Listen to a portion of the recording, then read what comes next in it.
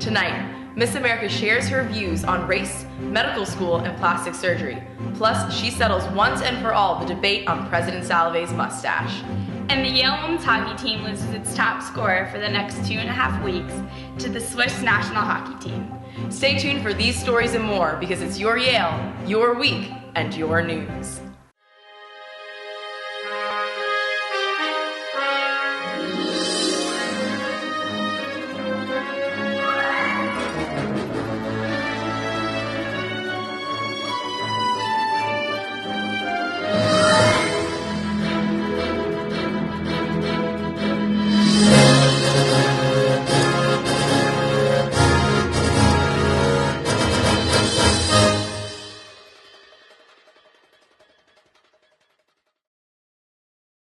Hello and welcome to YTV. I'm Madison Alworth. And I'm Brita Young, filling in for Raleigh, Cavero.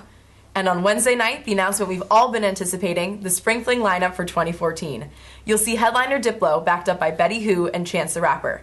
For the past 4 years, the Spring Fling budget has steadily climbed, reaching $185,000 last year. No numbers have been released for this spring. That announcement takes the top spot on our top 3 stories for this week. Coming in a close second is the Yale Admissions Office release of the applicant numbers for this year. The university broke 30,000 applicants for the first time this year. That marks a 4.4% increase over 2013. Admissions decisions will come out March 27th, and because Yale will admit the same number of students, last year's acceptance rate of 6.72% will likely fall. And if you were lucky, you might have gotten a ticket to see Sonia Sotomayor at the law school on Monday. She discussed her memoir, My Beloved World. The book recounts her incredible journey from Bronx to the bench of the highest court in the country. Over 2,000 students and faculty crowded into Woolsey Hall to see her speak. Also, this week, Toni Harp delivered her first State of the City address as the mayor of New Haven. She touched on topics ranging from economic growth to education, outlining her vision for the city's future. Her goals included better access to local and regional transportation and continuing construction on major city roads. Monday's speech came just 34 days into Harp's tenure as the city's mayor. This week, one lucky Yalie left New Haven behind for the adventure of a lifetime. In early January, Phoebe Stentz, a freshman forward on the women's hockey team, found out she would be playing for her native Switzerland in the Winter Olympics. For more, we go to Kate Walker. Stentz's journey as a hockey player has spanned continents and crossed borders, but her climb to the top had humble beginnings. And I asked my mom to take me and my brothers to the rink just to watch a practice. And we really enjoyed just watching hockey, just the speed of the game and all that came with it. For anyone following the women's hockey team, Stentz's selection to the Swiss Olympic team probably doesn't come as a surprise. In her first season with the Bulldogs, Stentz has established herself as one of the Bulldogs' most valuable players. She leads the team in goals and assists and is first among all Division I freshmen in points per game. She's probably the fastest person I've ever seen. The skate level she does, I don't think there's a lot of hockey players in the world that on the women's side that can skate the way she does, and that makes you a constant threat, obviously, where you can control the pace of the game with her skill, obviously, but also with the speed that she plays at. She's very hard to contain. Stentz's road to the Olympics began in the summer of 2013 with a series of conditioning camps to test her fitness level. Final cuts were made after the Olympic hopefuls competed in international tournaments hosted by the Swiss team. We do 2 different kinds of conditioning, so it's the off-ice, so it's just running, sprints, and that kind of stuff. And then we do on-ice conditioning once they lay down the ice in the rinks. It's so much tougher than running. Stentz will be the 4th Yale women's ice hockey player in the history of the program to compete in the games. Of course, this comes as a huge loss to the team. Stentz will be gone for about 2.5 weeks, missing most of the Bulldogs' remaining games.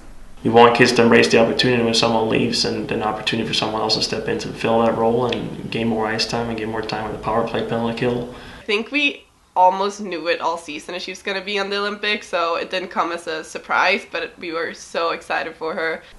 Leaving the team may not be easy, but this is an opportunity Stentz has been working for her entire life. I'm really excited just to see how such a big event comes together, you know. It's huge how many people are going to be there, the volunteers, and also all the athletes. I'm so excited to talk to them and learn from them. I think we're all excited to see her play, and I know Phoebe is a dream come true, and so I think we're extremely excited to watch her play in Sochi, and hopefully she'll have a great experience and hopefully come home with a medal. Switzerland's women's hockey team is looking to improve on its finish at the 2010 games, where it placed 5th. For YTV, this has been Kate Walker. Switzerland is looking to win its first Olympic medal in women's hockey. 2 weeks in, little progress has been made to replace Yale College Dean Mary Miller and Graduate School Dean Thomas Pollard. That's because last week, an ad hoc committee proposed creating a Dean of Faculty position. That would dramatically change the landscape of Yale's academic administration. To move forward, the Yale Corporation needs to decide whether to create this position. In mid-March, after the corporation makes its decision, Yale President Peter Salovey will appoint an advisory committee to make recommendations for Miller and Pollard's replacements. This weekend, performers will take the stage in Morse's Crescent Theater to perform the never-before-seen folk musical, Dust Can't Kill Me, written by Yale juniors Abigail Carney and Elia Heifetz. The show is part of a surge of original student musicals on campus this year, with 2 more slated to premiere later this semester. For more, we go to Caroline Pringle. Last year, no original musicals were performed on campus. The time and effort that goes into producing one of these shows makes this year's crop of 4 truly impressive. For writer Abigail Carney and composer Elia Heifetz, the process took about a year. For the first big chunk of time, it was really slow going. I would send him pages and be like, there should be a song here. This moment needs a song about this. And then Ellie would write a song, and then I'd write more pages. You know, for all first semester, it was a lot of design meetings and thinking about the kind of larger, vision of the show. What are we trying to say? What do we want it to look like? For students who do have the drive and the patience to undertake an original musical, Yale makes the process easier. Between the money, between the theater, and then also the support personnel that the Office of Undergraduate Productions provides, they really make sure you're doing things safely and the right way, with also letting you kind of let this be your own project. Yeah, Yale literally has like a curriculum where they like pay New York professionals to come to Yale and like treat us like professionals and teach us how to write, which is like, I just think the coolest thing. New shows can struggle to gain support and develop a vision, challenges that more established shows often don't face. Getting a team together is always a challenge. I know, it's harder to convince people to do an original musical because like they've never seen it or heard it, so like how are they going to believe that it's any good? All of the things that are great about it are all also challenging. So, this has never been told before. It has never had a look before. No one, there's no baseline of what the experience of seeing this show is supposed to be. Despite the challenges, or maybe because of them, producing a musical from the ground up has been a rewarding experience for the creators of Dust Can't Kill Me. Actually, doing this project really got me excited about Yale in a way I hadn't been able to access yet, I think, before. If you haven't seen the show yet, it's not too late. There are still opportunities to see it in the Morse Crescent Theater this weekend. For YTV, this is Caroline Pringle and Brita Yelm. Back to you. Thanks, Caroline. Remaining showtimes are tonight at 8 p.m. and tomorrow at 2 p.m. and 8 p.m. Earlier this week, Yale's 5th annual report of sexual misconduct complaints was released.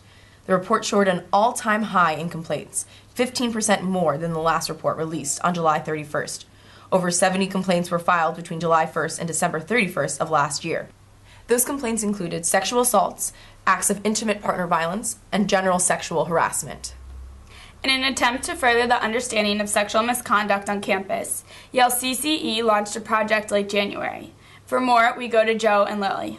On January 28th, Yale's Community and Consent educators released a series of 21 videos. This communications project reinforces the meaning of confidentiality, the difference between formal versus informal complaints, and the role of Title IX coordinators. And I thought by using videos we could really break down some of the barriers to access for people and increase the general community knowledge about these procedures, which I think is really helpful for somebody who's thinking about doing it, and also really, really important if your friend is going through a case and you just want to be able to know something about what they're going through. The CCEs are also using other forms of social media to educate Yale's student body. The CCEs have a Tumblr page that we have a bunch of content that gets updated on. We have a Facebook page that we try to spread a lot of content on. So in addition to the videos coming out, we've also put out stuff in the past week about Freshman Screw, and a response to a blog post that I wrote, and primer for the report that just came out. So there's a lot of student-generated content out there for students who are interested in this stuff, and I think we're constantly creating more and more ways for people to engage. Did they make a good impression on you? Do you think that the CC should continue this project? Yeah, I think it's really awesome that they're keeping the process very transparent. So I think that people who are worried about going through it or aren't sure what's going to happen can see these and kind of feel comforted and, move forward. Have you seen any of the CC videos? No, I haven't. No? Have you seen their Facebook page or? Well, I'm off Facebook, so I'm not in contact with them. Oh, okay. It's definitely an important goal to be able to reach out to the Yale community in new ways. It's much better than, for example, just emailing someone. Yeah, and Yale has historically had issues with Title IX and with basically having an open community for these sort of issues. So it's really good that the CCE video has been. So I think, we saw right away that people really bought into the videos, and they were getting a ton of views from the morning that we launched it. The CCs plan to continue their outreach projects and further promote a respectful sexual culture on campus. This has been Lily Rivkin and Joseph Vincent for YTV. The conversation on sexual misconduct has refocused again, this time in the form of online videos. And as always, we leave you with our Everybody Has a Story segment. This week, Cody Pomerantz sat down with the first Indian Miss America 2014 winner, Nina de Raleigh, to discuss the racial backlash she faced after her victory, her plans for medical school, and President Salvoy's former mustache. Here are a few highlights from the interview. Hi, welcome to YTV and this week's segment of Everybody Has a Story. In September, she was crowned the 2014 Miss America, making her the first ever Miss America of Indian descent. We are very excited to be joined by the smart, talented, and beautiful Nina Davalluri. Nina, thanks so much for joining us. Thanks for having me. So a lot of people don't realize that Miss America is more than just the crown you're wearing, right? It's a year of service. Can you tell me what that has entailed over the past couple months? Absolutely. It really is a full-time job, and everyone wants to win Miss America. Not everyone wants the job of Miss America, and those are two very separate things. So the night I won, I was immediately whisked off to a press conference. I had about 20 minutes with my family and friends, and then I was asked to repack my belongings into 2 suitcases, and I've literally been living out of those 2 suitcases since September. And since then, there's a lot of incredible events that I get to do, but I'll touch on a few, particularly promoting my platform, which is celebrating diversity through cultural competency. And that's just why I'm here at Yale today speaking about that. And as well as I'm a National Goodwill Ambassador for Children's Miracle Network hospitals. So I travel across the country visiting various children's hospitals across America. And I also promote STEM education, particularly women in science, technology, engineering, and math. So I work closely with the Department of Education doing that. So lots of fun things on the schedule. Now, obviously, the other big story, first you were the first Indian American woman to win Miss America. One of the other big stories was the backlash you faced, the racial and xenophobic comments. Now, were you prepared for that sort of backlash? Had you experienced that in previous pageants?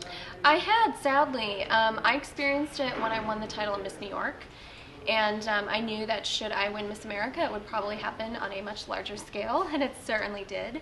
The silver lining with everything that happened, though, is that for every one negative comment, tweet, or post, I truly received hundreds, if not thousands, words of positive encouragement and support from not only Indians or Americans, but people really from all across the world. And to have that was truly amazing. Do you think, would you want to enter your daughter into these pageants? People always ask me that. I can't even think beyond this year. But it's funny because I started competing in the teen program when I was 16, and it was a great program for me to participate in because I learned so many valuable skills. You learn how to interview, you learn how to walk into a room and network, which are valuable skills, especially in today's society. That being said, it's different for every person. It's not for every girl. And the reality of the situation is not everyone gets to become Miss New York or Miss America. And essentially 14,000 young women across this country compete for my job every year. And so it's just really hard. You know, you can learn a lot of great things from competing because it's really like sports. You learn a lot of things, but you have to be at the right age to be able to understand that you're not going to win every time. Well, you talk about learning things. You're going off to medical school, I understand it, next year. What do you think is the most important lesson you've taken from being Miss America that, you know, you can apply to being a better doctor? To really be understanding of every single person that you meet. And I think that's really been difficult in my role because not everyone gets what goes on behind the scenes. You know, not everyone understands. I've traveled, you know, every day. I've been on 2 flights. I have, you know, I've came from one event right to the other. And so no one really understands your day-to-day life. But when you get to an event, to be genuine, to be personable, to touch every person in a heartfelt way is what I'm doing this year, and something that will definitely carry forward as I become a physician. Well, we always end our interviews with a speed round. Now, this is just a round of like fun, you know, questions. These. Good. Yeah, these are small, quick questions, so Great. quick answers. So we'll start with the first one. Past Miss America you most admire? Kirsten Haglund, she was from Michigan, 2008. Celebrity crush? Chris Pine from Star Trek. Hey, I love him. Relationship status? Taken. Everyone watching this broadcast just sung, including the guy behind the camera. Biggest stereotype about the pageant? Plastic surgery and boob jobs. And I chose not to. It's just a personal decision. I'm very against it. I don't judge you for it, but I think that money can be spent in a lot better ways. All right, for our last question, now you are, you know, Miss America, beauty queen. So we have a bit of a beauty controversy at our school. Okay. Our new president, Peter Salovey, once had a mustache a few years ago when he was dean, and he became provost and then president, and he shaved off his mustache. And there's been some controversy over which is better, mustache or no mustache. So I want to settle this debate right now, so we're going to show these to the camera. We've printed out both pictures of our Yale University president. Okay. What do you think? Well, I think he looks fabulous in both, but my personal preference, I guess, would be no mustache. No mustache, okay. President Salovey, you heard Miss America 2014. Nina DeFilari, thanks so much for joining us. Thank you for having me. And thank you for joining us, and special thanks to all of the organizations who helped bring Miss DeFilari in. For YTV, I'm Cody Pomerantz. See you next time. To watch the full interview, go to the features page on the YTV website. And that's it for tonight. Thanks for watching YTV. We're also glad to be wrapping up a very cold week here in New Haven, so we'll leave you with some videos of how students took advantage of it, some more successfully than others. We'll see you next Friday at 3. It's your Yale, your week, and your news.